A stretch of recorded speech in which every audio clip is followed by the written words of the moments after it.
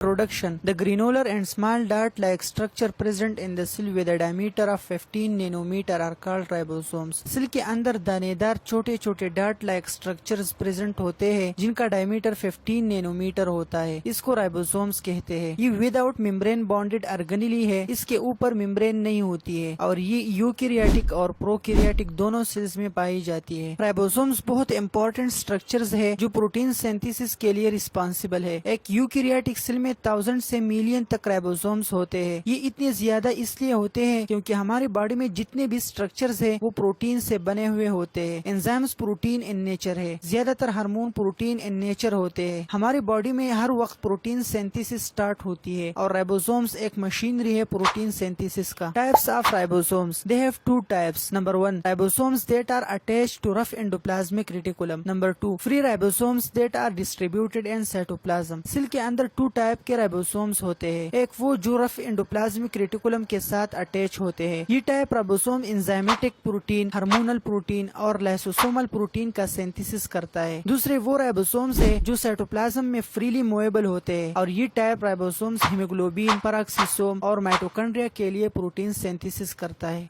Ribosomes discovery, ये कहानी है 1950 की, जब एक रोमन अमेरिकन साइंसदान जॉर्ज एमिल पैलेट सेल को इलेक्ट्रॉन माइक्रोस्कोप के थ्रू स्टडी कर रहा था। अपने तहकीक के दौरान जॉर्ज पैलेट ने सेल के अंदर छोटे दानेदार स्ट्रक्चर्स देखे। उन्होंने इन्हें ग्रेन्युलर अपीयरेंस की वजह से पैलेट ग्रेन्यूल्स का नाम दिया। 1958 में हार्वर्ड एम डेंसिस नामी एक साइंसदान ने इन स्ट्रक्चर्स को राइबोसोम कहा। राइबोसोम नाम ज्यादा मुनासिब था क्योंकि ये वाज़ेह और खुश आवाज था। इस नाम से ये भी वाज़ेह होता है कि इस सेल में आरएनए और प्रोटीन से बने हुए इम्पोर्टेंट स्ट्रक्चर्स है। राइबोसोम की डिस्कवरी इतनी इम्पोर्टेंट थी कि 1974 में इस डिस्कवरी के लिए 3 साइंसदानों अल्बर्ट लॉर्ड, क्रिश्चियन डी डोवे और जॉर्ज एमिल पैलेट को नोबेल प्राइजेस दिए गए। और 2009 में Venkatarama Krishnan, Thomas S tree और एडा यूनाथ ने राइबोसोम का स्ट्रक्चर और फंक्शन तफसील से बताने पर नोबेल प्राइजेस हासिल किए। राइबोसोम स्ट्रक्चर, इसकी कंपोजिशन की अगर हम बात करें तो ये बना होता है प्रोटीन और आरएनए से। इसमें 35% प्रोटीन और 65% आरएनए की अमाउंट पाई जाती है और इस आरएनए को राइबोसोमल आरएनए कहा जाता है। राइबोसोम्स की स्ट्रक्चर 2 पार्ट्स में डिवाइडेड होती है। इन दोनों पार्ट्स को सब यूनिट कहा जाता है। एक लार्ज साइज का होता है जिसको लार्ज सब यूनिट और दूसरा स्मॉल साइज का होता है जिसको स्मॉल सब यूनिट कहा जाता है। लार्ज सब यूनिट 60S का और स्मॉल सब यूनिट 40S का होता है। विदाउट फंक्शन यानी नॉर्मल कंडीशन में ये दोनों सब यूनिट एक दूसरे से सेपरेट होते हैं, जबकि फंक्शन परफॉर्म करने के लिए लार्ज सब यूनिट स्मॉल के साथ अटैच हो जाता है और 80S का एक बड़ा यूनिट बनाता है। ये हम बात कर रहे हैं यूकैरियोटिक सेल का। प्रोकैरियोटिक सेल में स्मॉल यूनिट 30S का और लार्ज यूनिट 50S का होता है और दोनों का कॉम्बिनेशन 70S का एक लार्ज यूनिट बनाता है।